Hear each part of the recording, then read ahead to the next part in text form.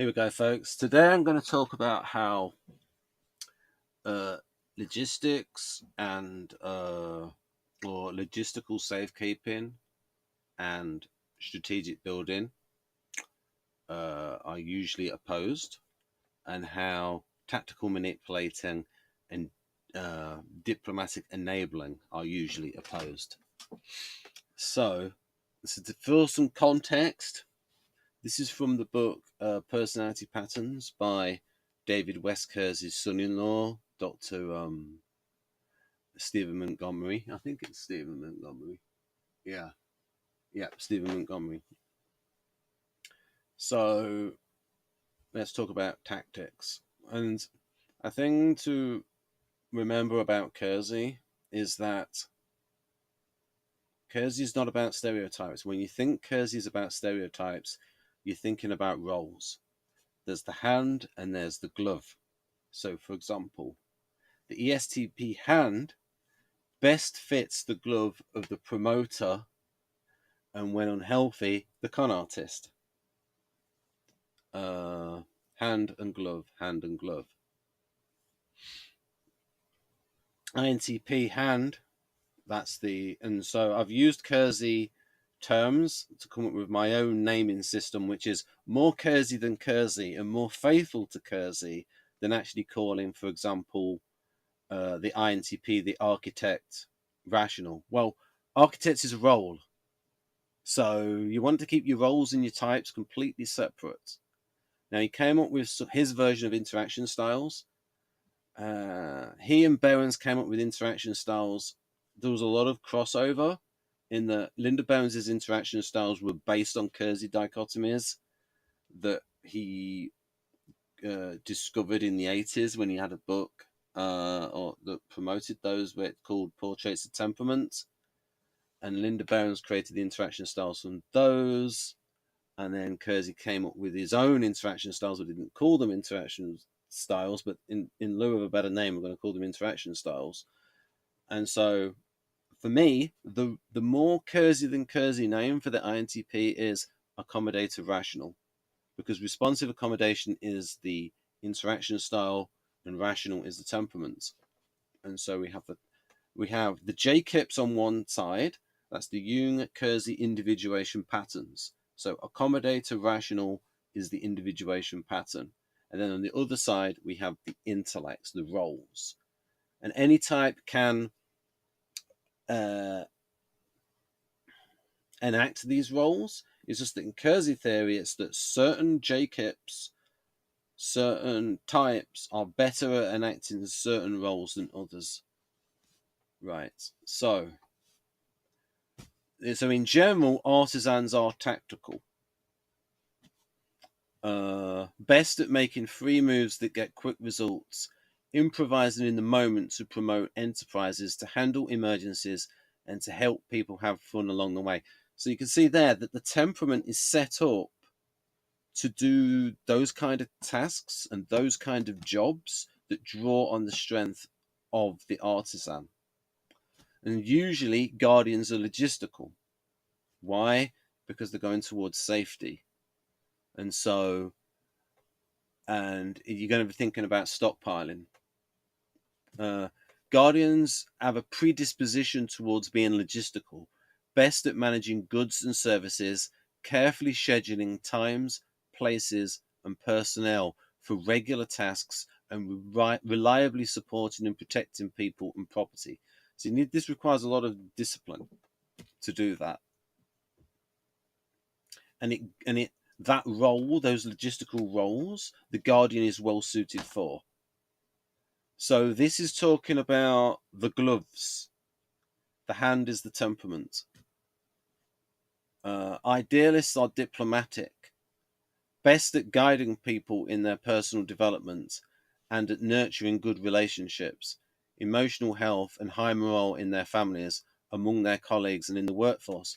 But, for example, not all idealists are in these sorts of areas. So, for an example of one who is Carol Linden. So she has a sort of a business, effective with people, which is about, it's in this area and it draws on her strengths. So, especially if you have an idealist going into business and the business is related to helping people, then the idealist is going to be motivated in that area.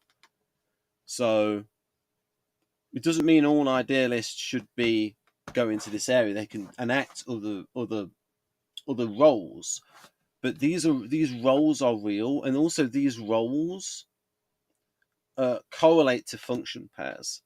Now it's slightly out of order, but I will go into that later on because I want to show that there is correlation with the.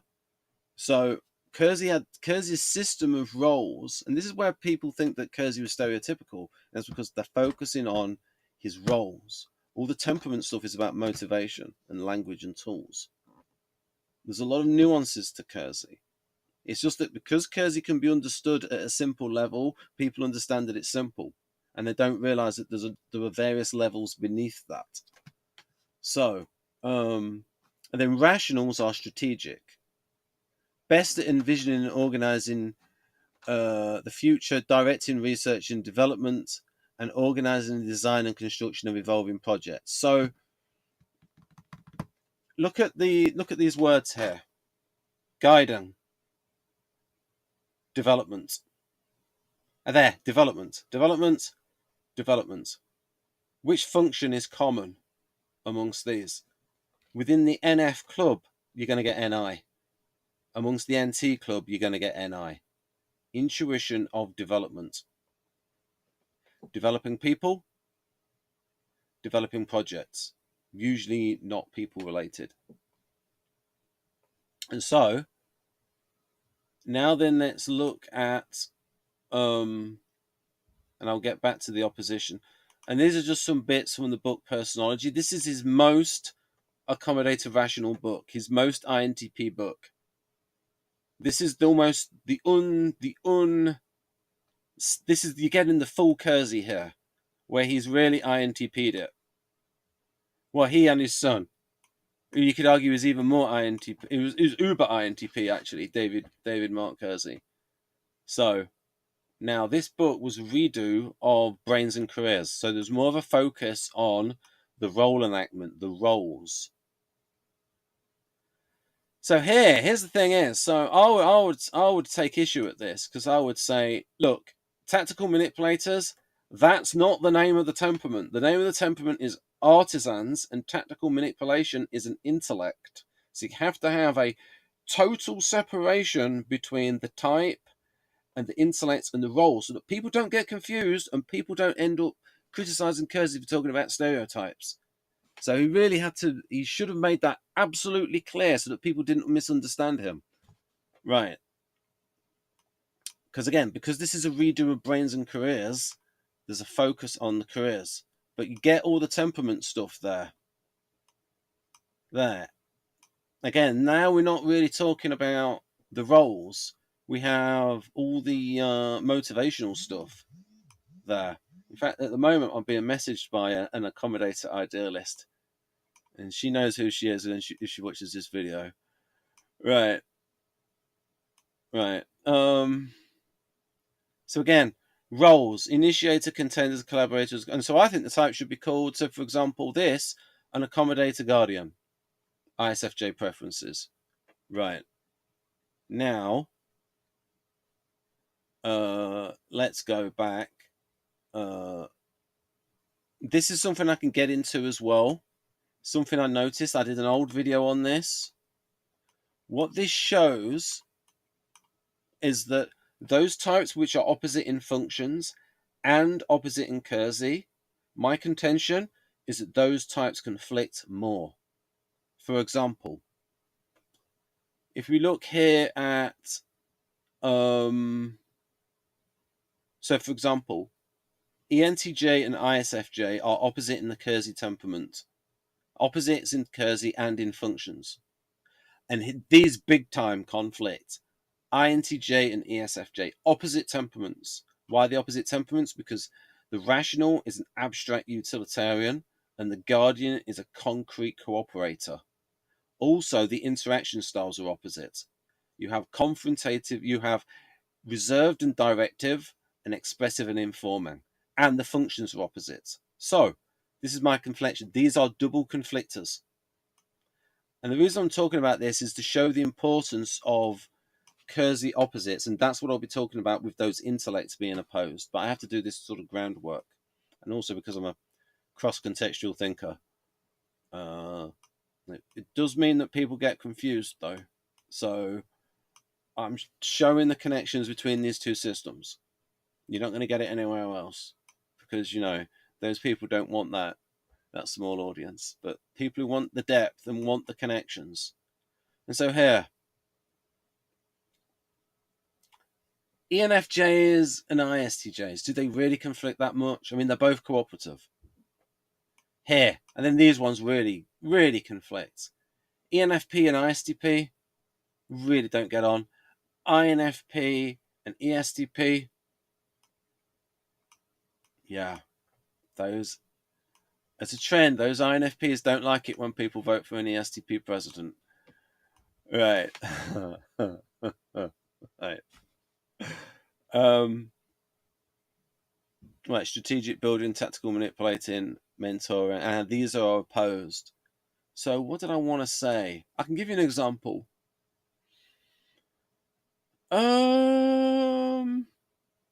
Let's find, yes, here we go. Now I know I've interacted with a couple of with quite a few ESFPs. And so in terms of functions, I am the opposite from an ESFP. In terms of functions, but not in terms of temperament. You can see what we have in common. And you can see here, there's nothing in common with ESTP and INFP. One's directive, the other's informing, one's expressive, the other's reserved, one's abstract, the other's concrete, one's cooperative, the other's utilitarian. But as we see, so here with my interactions with Emily D, my director is a collaborator artisan. There's Jeff on the channel, done over 200 videos with him. Both informing. So for both informing, we're not trying to like, whereas ESTP, that kind of directiveness and assertiveness, INFP is not going to like that. But ESFP is not going to be like that. The way SE works in ESFP is they're not going to bully you, but do not try to control the ESFP, because then the ESFP will be rebellious. So as long as you're not trying to control the ESFP, then you're good to go. And again, the only difference there, expressive, reserved.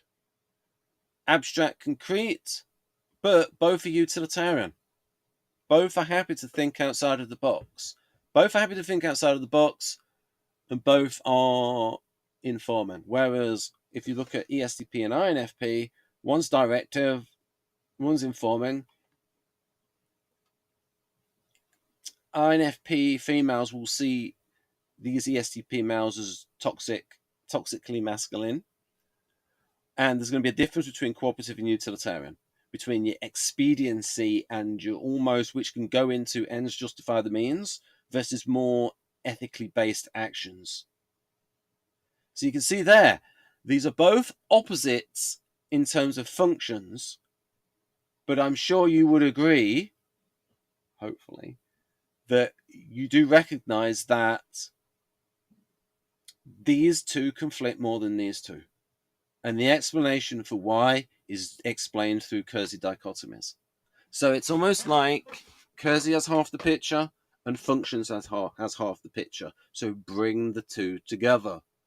Here we go. And that is what has happened a lot in the MBTI community, is that we have our functions described better than in socionics, most schools in socionics, because we have learnt how to describe SE and SI from Keirsey. And so, for example, coming together. So we have the compliant roles. So these are the cooperative roles. And again, this is now we're talking about roles. The types are in letters. That's the functional correlate of the type. So we can see here, diplomatic enabling. So if you're educating a bunch of kids, what are you doing? You're guiding them. You are developing them. And so you're developing someone through time. We've got that NI there, the guiding, the developing, and the FE, outwards, other people.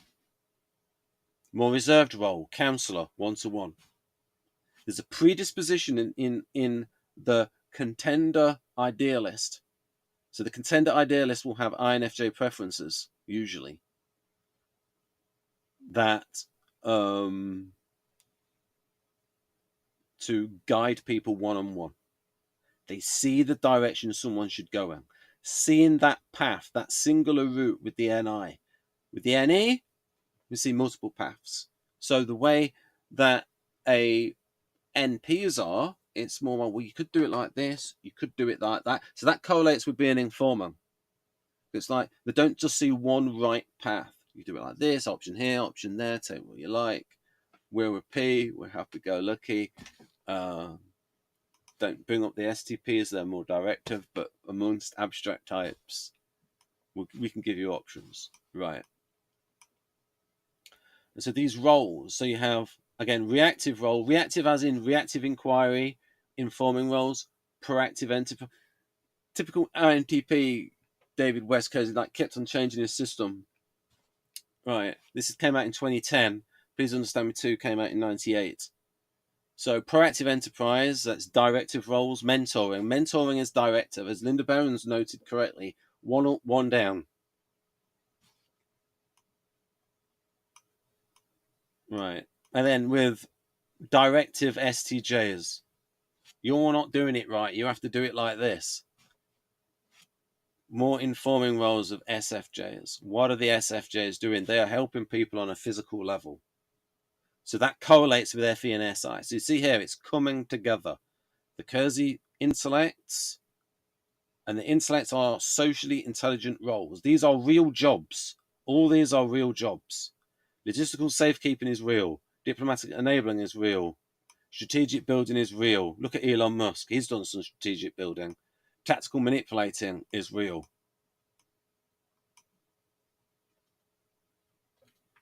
And these function pairs, they correlate at that level of the wheelhouse. So, for example, I think Elon Musk's a contender rational. And so this NI and TE, that strategic vision and the practical thinker. Initiating promoter. Promoter of schemes, promoter of himself. Arguably the promoter of US interests, depending on if you voted for him or not.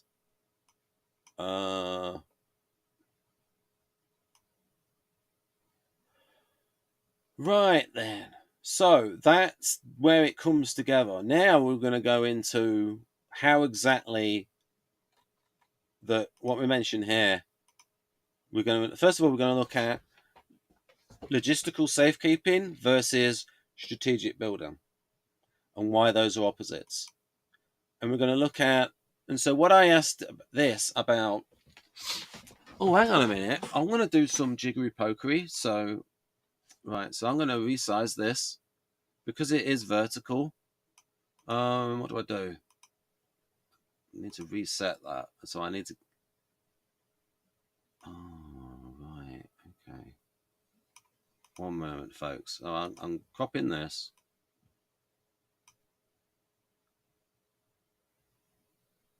Cropping this so that I can then resize it.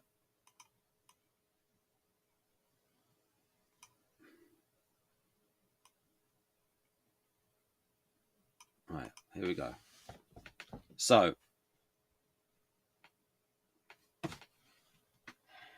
yeah, a minute.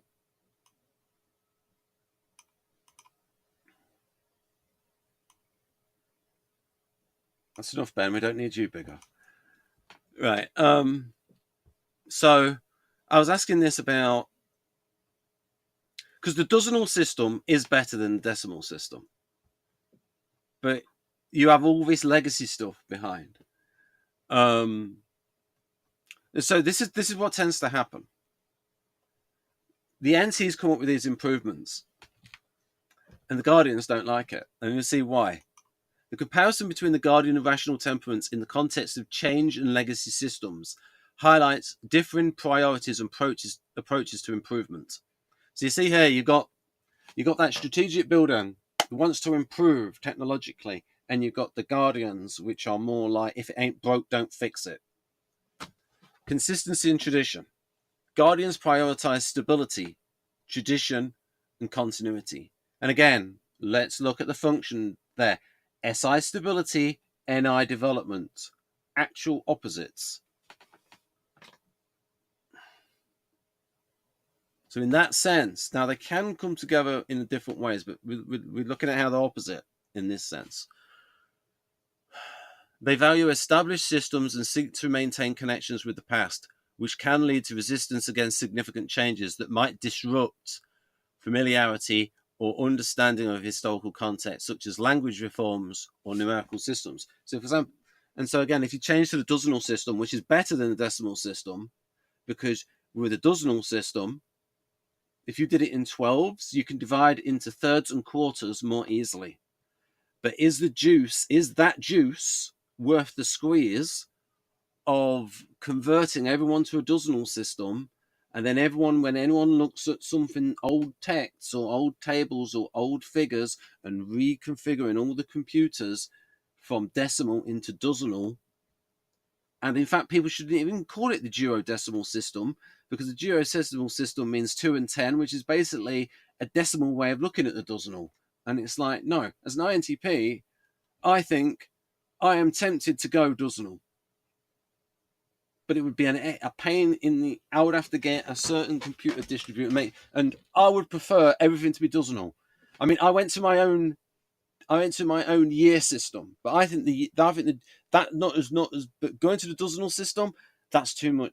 That's too much squeeze for a little bit of juice. Whereas for the last 10 years, I've had my own date system. Yeah. So as far as I'm concerned, it's 2024 9V14, because November is from Enya 9. You start the year on the 1st of March, which is the first day of meteorological spring. Spring is the first season in the season of 4. Winter is at the end. You put the leap day at the end of the year. It all makes sense. You start the year March 1st. So I have my own date system. I've had that for the past 10 years. But I don't want to go dozenal. It's too much bother for just a little bit of an improvement. And you wouldn't be able to communicate with other people. There'd be so much confusion and awkwardness. Well, at least in my date system, I put a V after. So I'd write for today's date, 2024 9V14. Right. How many arms was not supposed to have? Oh, 8. Right. Which month is October? Well, it's the 8th in mine. Right. Cautious approach. Guardians are often risk averse. Yes, that is an essential feature of SI. An essential feature. Now, what does that mean if you're risk averse? It means you're going to stick to what worked in the past. So, and what worked in the past, the procedures, you're going to stick to procedures. So you're going to have logic. So you have something that's irrational that leads to something that's rational. And then socionics people would look at that and go, that's logic, that is. No, but you don't know how you got there. You got there from the instinct, the conservative, risk-averse instinct.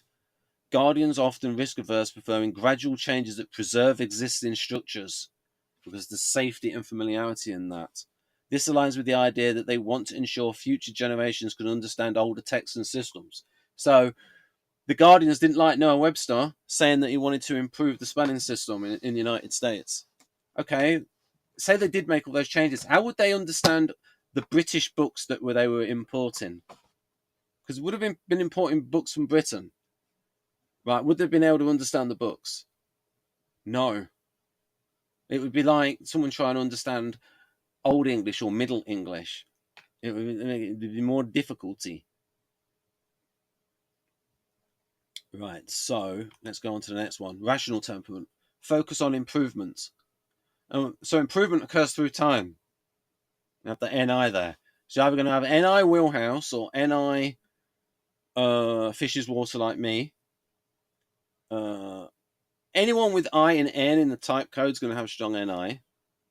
Or you're going to have NI backseat driver, which is what you have with the NE DOMs. Rationals are driven by a desire for efficiency and improvement. They seek out innovative solutions and are more willing to challenge the status quo, even if it means facing resistance due to legacy concerns. I think we should go digital. And everyone shouts back in unison, that juice is not worth the squeeze. Cost-benefit analysis. The cost is just too high to convert everyone to dozenal. Under the dozenal system, there's 5 dozen seconds in a minute and 5 dozen minutes in an hour. Oh. All right. And it would be under the dozenal system. 10 would be X, 11 would be E, and the dozen would be 1, 0. That's one dough, 1 dozen. Yeah. Rationals may view the potential benefits of a new system, like a dozenal numerical system, as worth the effort, despite the challenges associated with transitioning from an established system. But I have enough TE. I have enough backseat driver TE to know that I've been a terrible pain in the arse, because you can't convert all the old text, all the old computer languages and that lot. It's not worth it. Legacy concerns. That's the thing. The tension between these temperaments reflects broader societal dynamics. Resistance to change. Now, is that in the next one? Yeah. Resistance to change. Just as Webster faced resistance for his phonetic spelling proposals due to concerns about understanding older literature, guardians may resist changes that threaten cultural continuity. Value of progress. Rationals, on the other hand, may argue that progress is essential and that improvements can justify the upheaval of existing norms. So during World War II, the designers of the T-34 would propose changes, but the people at the plant wanted to keep the production up. And so the logistical people go towards quantity, and the rational people are going towards quality. And it's like, do we have to change all of our machining tools in order to produce this change? Is that change, that slight improvement, worth changing all of our tools over many, many months to implement that change? So there was this thing of like producing a large number of simpler weapons rather than the perfect weapon. And so you had the Germans producing over-engineered Tiger tanks, which took longer to build. And again, it's quality versus quantity. It's that, what is the right ratio? However, at the Battle of Kursk in 1943, the Russians found out that the T-34-76 wasn't good enough. That was the biggest. It was not good enough to take on the Panthers and the Tigers. And so after that, they thought, okay, we need a conservative improvement plan for the T-34. And they changed the turret. They went from a 2-person turret, because there were women in tanks in World War II in the Soviet army. They went from a 2-person turret to a 3-person turret. Yeah. And they put a bigger cannon on it. I don't like calling it a gun. I think anything above, anything that's 20 millimeters and above is a cannon, not a gun. So below 20 millimeters, you're a gun. Above 20 millimeters, you're a cannon. So they went to an 85 millimeter cannon, and a longer, more calibers long as well. And so that was competitive against the Tiger and the Panther, at least from the side. And then they also brought in the IS-2 tank, the Victory tank. And here's again, thinking of logistics. There was a gun that they had that was a better gun, anti-tank gun, but it was in short supply. And so they went with this other gun that actually was quite successful in the Battle of Kursk. It was 122 millimeter, and they actually had a lot of this gun. And so they decided, okay, this gun's not as good, but we have a lot of this. No, not gun. Cannon. This cannon is not as good, so they went with this 122 millimeter cannon, because they had a lot of them and the production was already there, and it took quite a long to reload. But again, 122 millimeter HE shell against World War II armor is just going to crack it open. Yeah, and that 122 millimeter is very good for infantry support and destroying buildings. Right. So this shows you the rational thing, which is like you're trying to make the perfect weapon. And we're going to be thinking about, yeah, but if you make it just good enough, is that just going to be just good enough in 5 years' time? Because the 234 was a really good tank in 1941, but not by 1943. So they had to improve it to the 234-85. Right. So, quality versus quantity. Maintenance. The logistical mindset in your Guardians are thinking about, can you build enough of them? Are they inexpensive enough? Can we maintain those vehicles? It's thinking about all of the practicalities of it. And the artisan's thinking about how to use it tactically. And I'll get into tactics later. Legacy concerns.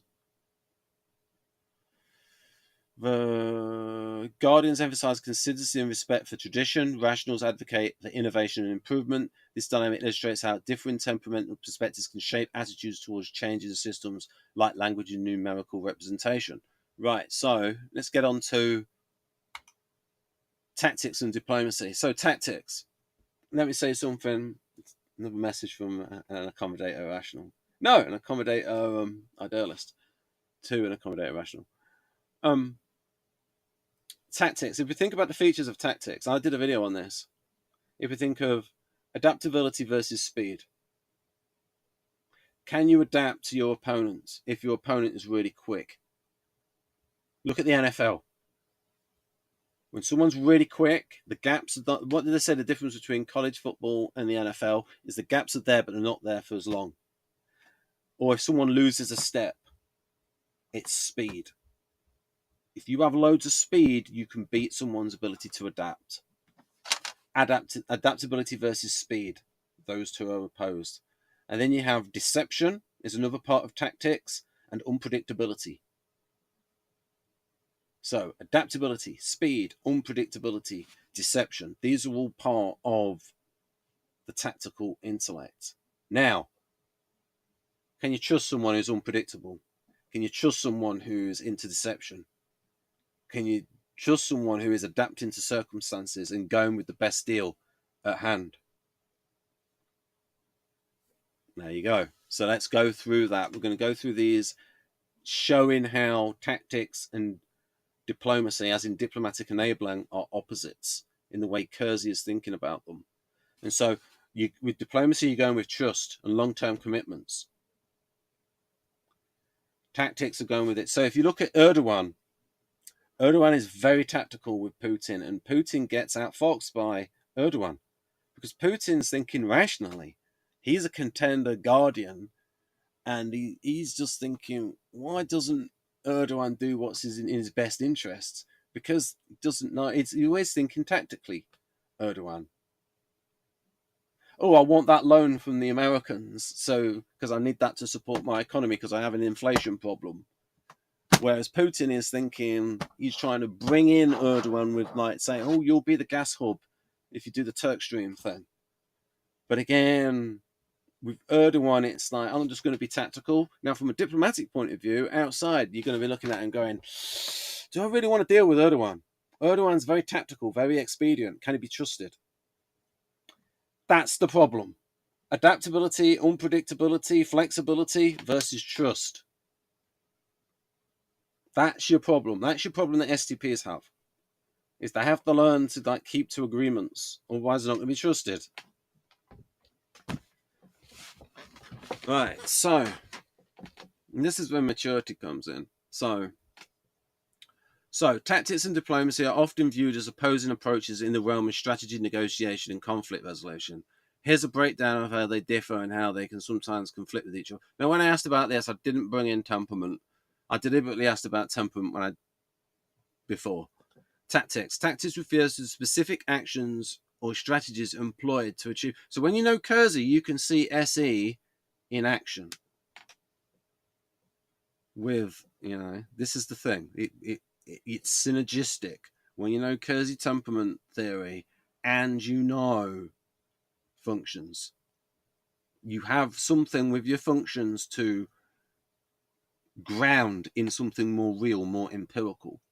Because People can argue about whether functions exists, but what you can say to them is tactics, diplomacy, logistics, and strategic building definitely exists because there are jobs in that area.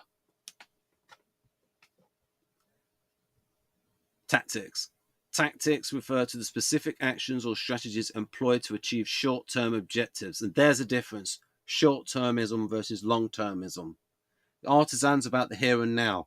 So your temperament is here and now. So there's going to be a predisposition towards strategic short-termism, or rather not non-strategic short-termism. Political expediency. This is why a lot of politicians are artisans.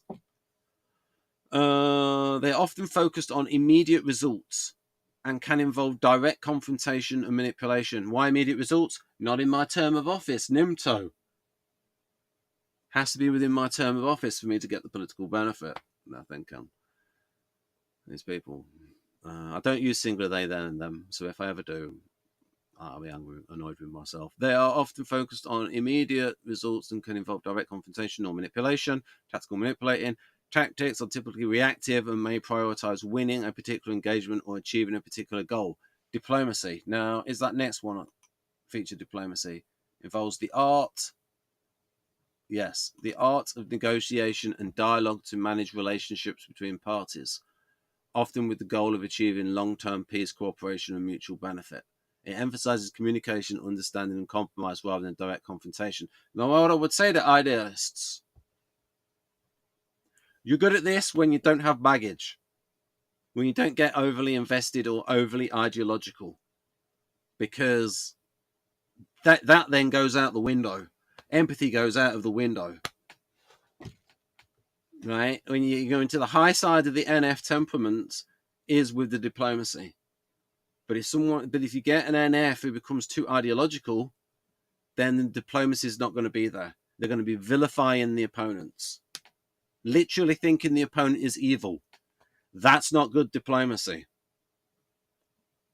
Right. So this is where maturity comes in.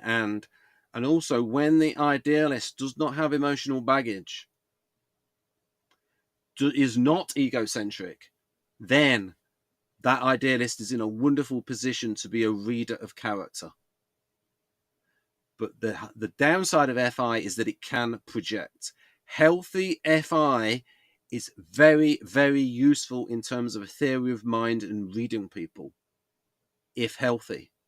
If someone is egocentric, and Jung intimated this, but I can't remember why, I don't know if I've imagined it, that basically if there is egotism there, it destroys the ability to empathize. All right. Tactics. Often confrontational, focusing on winning battles or achieving specific objectives through strategic maneuvers. Diplomacy. Collaborative, seeking to resolve conflicts through dialogue, negotiation, and building consensus. Now, what the salespeople try to do is they try to teach people in sales to get towards win-win solutions. And what they're doing is they're speaking the language of tactics to people who are tactical and saying that, but if you go for win-win solutions, you'll do better in the long term because of word of mouth and your reputation. So you want to persuade someone who's tactical to be diplomatic, tell that person about win-win solutions and your long-term reputation. All right. Rather than the con artist that has to go from town to town to town to town, always on the run from accountability. Collaborative, seeking to resolve conflicts through dialogue, negotiation, and building consensus. Again, the idealists will do that when healthy and not ideologues. Time frame, tactics, short-term focus on immediate gains or victories. Yeah, short-term focus on immediate gains or victories. So expediency, diplomacy, long-term focus on building relationships and sustainable solutions. Now, in politics, sometimes this can take longer than someone's term of office, so the person who's being diplomatic doesn't get the benefit. Methods, tactics may involve coercion, deception, or aggressive strategies to achieve goals. And again, when I come back to before about INFP and ESTP, INFP really, really dislikes this. in the STPs, especially ESTP. Really does not like this. Whereas you've got this communication, empathy, understanding of different perspectives to find common ground. So you can see this, see how NFP this sounds and how STP this sounds. And this is real. This is a real pattern amongst people, and this is real. And so we're thinking about functions in pairs and going towards something that is real. Right, we're not just making it up the way a lot of schools of socionics do, especially classical socionics. I'm not talking about humanitarian socionics, because Victor is not happy with, Victor Galenka is not happy with classical socionics. He calls them informationists, and he sees them as rigid, and they are. Right, so empathy, but remember that, NFs, if you're listening, that's empathy for all people. Not just people who vote right, who vote in the way you want them to. Right. Empathy starts at home. As in, so the idealists pride themselves on being empathetic. Then that means being empathetic to your political opponents as well. Yeah, walk the walk. Try to understand why your opponents vote the way they do, and it's not because they're evil. Yeah, go with your and it's young idealists that tend to do this. Go with that. Go with the empathy. Right. Outcome orientation, tactics. Now, that said, if your political opponents are involved in this coercion, deception, aggressive, like, I'm with you. Right. But yeah, but you have to look at, try to, again, this is where maturity comes in. Right. Empathy, understanding different perspectives. There, empathy and understanding different perspectives. So idealists can be immature too. So, right. So younger idealists, find some older idealists for advice. Yeah. Success is often measured in tangible victories or achievements. Success is measured by the establishment of. Now, then, this wasn't, I didn't prompt Perplexity to talk about Keirsey temperament, but you can see here, tangible. Tangible. Artisans are concrete. Tangible victories and achievements. The spoils of war.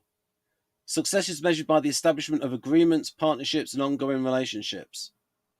Lord Reefer would just say about an agreement, ink on a page. Londo said, we have treaties, ink on a page. Right. Agreements, partnership, and ongoing relationships.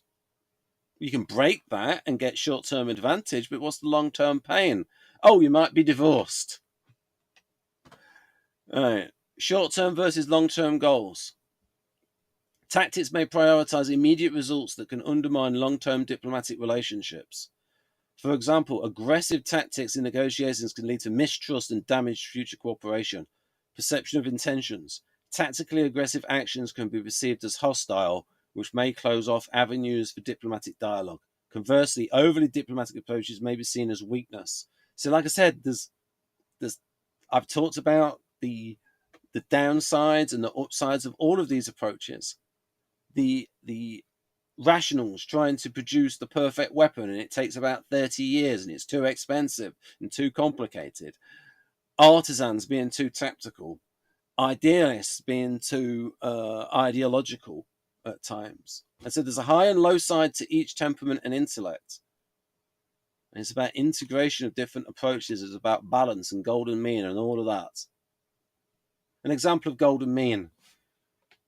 Someone who is a coward at one end versus someone who is reckless at the other, when the golden mean is in the middle. Perception of intentions. Tactically aggressive actions can be perceived as hostile, which may close off avenues for diplomatic dialogue. Conversely, overly diplomatic approaches may be seen as weakness by those who favour tactical manoeuvres. Balancing act. Effective leaders often need to balance tactical actions with diplomatic efforts. Relying too heavily on one approach can lead to failure in achieving broader strategic objectives. Now, what I've noticed about ENFPs is they can do some tactics. They're a little bit more flexible than, they might not admit it, but if you look at the actions of the collaborator idealist, the ENFP, they tend, because they have that EP mindset. Yeah.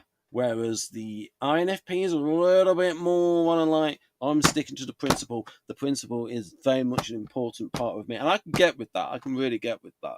Like, what's really important. Yeah. Now, I have the E1 in there, and I've bumped it up to number 2 in my trifix. Conclusion. While tactics and diplomacy can be seen as opposing forces in strategy and conflict resolution, they are not mutually exclusive. Successful leaders often find ways to integrate both approaches, using tactical actions when necessary, while also fostering diplomatic relationships to ensure long-term stability and cooperation. Understanding the strengths and limitations of each approach is crucial for effective decision-making in complex situations. So, artisans, as they mature, learn to realize that there are consequences to being. How many times do parents say to children, you need to think of the consequences of your actions? Right. So, and then the names of the. I'm not so sure about Kretschmer, though, because I would argue that he had E, F, E, T, I, T, and I, F rather than the temperaments. But Kretschmer, not Kretschmer, the one personologist he didn't bloody know about that I'm annoyed about, Vanderhoop. Because Keirsey would have said, Vanderhoop got SI right before me. I was only 16. You can't blame me, folks. He described the conservative farmer that does the same thing in the same old way and cares for his lands and his beasts. So, yeah. So, the intellects. The intellects. And so the intellects have the roles. And those were the roles that I mentioned there. And there's also another sheet there, but I'm just going to show this grid to you. So these are the intellects. Now the intellects correlate with the functions. So I hope I've proven to you that tactical manipulating is real. People do it. Strategic building is real. Elon's done it. Diplomatic enabling is real. Logistical safekeeping is real. And then these function pairs. So these can help you to make sure that you're describing the functions correctly. Providing. Well, you're providing on a physical level for other people. So it's like, oh, that correlates with SI and FE. I'm helping people on a physical level. NI and FE. I'm helping people on a psychological level. I'm guiding them. NI. Mediating. The NE, like seeing different... FI, when FI is going well and seeing different perspectives, and NE seeing different perspectives, rather... Oh, one moment. I need to make an adjustment. What's that? Shapes, not shapes. Crop. I need to get rid of the crop. Hopefully my browser doesn't crash, because it can do. Hang on a minute. Is that? Oh, I think I need to go all the way over there. Right. And now I need to shrink this down. I need to shrink myself down. Get big-headed me over here. Oh, hang on a minute. I don't want to get that. Oh, you know, I've been a bit dim. Because I could have got a bigger image by... but I'm not going to do it now. Anyway, so, here. Immediate results. Well, not so much immediate, but it's more concrete with the logistical. But yeah, sort of, but definitely immediate for tactical. And definitely, again, long-term projects. Adaptive means, compliant means. It's more consensus with the idealist, and it does get a little bit different because the idealist kind of, with that FI, the INFP really can have a principle that goes against. But this is specifically about tool usage. But again, you can get that INFP Enneagram 4 fixated INFP. The accommodator idealist with Enneagram 4 fixation wants to do, say, her art her own way. So, Yeah, that's a little bit more complex, but your Guardians definitely are by the book. It's weird with the NFs because a lot of NFs want people to get with the plan. If you look at Russell Brand's political evolution, he was a left winger, Russell Brand, and then he saw how the parties were similar in Britain, and then he's become. I think he's a collaborator idealist, so ENFP preferences, so an extrovert of intuitive type with subsidiary feeling, and now he's become sort of a born again Christian, and he's more of that libertarian mindset, and he's seen how governments are corrupt because the people who get elected are in it for the power. Right. So how does that? So that I. So what I was. Why did I bring up Russell Brand? I can't remember. But yeah. So, but his predisposition early on is to go towards the state as a proxy for everybody working together. Well, the state is not the same as everybody working together, because the state is forcing people to work together in ways that might only be ostensible for the state to get more power. And so it's not everyone working together voluntarily, it's the state going for state objectives that might not necessarily be state objectives that benefit the individuals leading the state. So if you read Animal Farm, you'll notice, yeah. So there is that predisposition amongst idealists to go towards cooperation in the abstract ideal of, wouldn't it be great if everyone worked together? And they tend to think that the state is the means to do that. But there are individuals involved in the state who are corrupt. So, as Frank Herbert wrote, it's not that power corrupts, it's that power attracts the corruptible. I think it's a bit of both. So we look at these. So these are the 8 roles, the 8 Keirsey, the 8 roles that correlate to the wheelhouse functions. So, and in terms of functions, STJs, SFJs, NFJs, NFPs, NTPs, NTJs, SFPs, STPs. Right, and then we did that before. And then this is how there's some opposite there in Keirsey terms. Now, Keirsey's not thinking about functions now, and again, he's only getting half the picture. We're getting the full picture, especially if we put Enneagram in there as well. When we do functions and Keirsey and Enneagram, and we know about someone's backstory and life, then we have a lot of information on someone, and we have a good model of someone. So remember, we need those non-type factors as well. We need to know about someone's culture. As Dario said, culture, education, and career is at least as important as type. Right, so in terms of Keirsey, the supplier role is very opposite from the arranger role. It's an ESFJ versus INTJ. And I did that sheet before and I showed you why, with all the dichotomies being different. And that is your lot. So I have been busy with the Wilma and Housemates project, and hopefully by the end of the year, the first scene will be on this channel to show that, you know, it's not just hot INTP air. That, yeah. Trying to make something on 2P and make it look like Spielberg directed it. Right. No, the love child of Steven Spielberg and Brian De Palma's notional distaff counterpart sister, Brianna De Palma.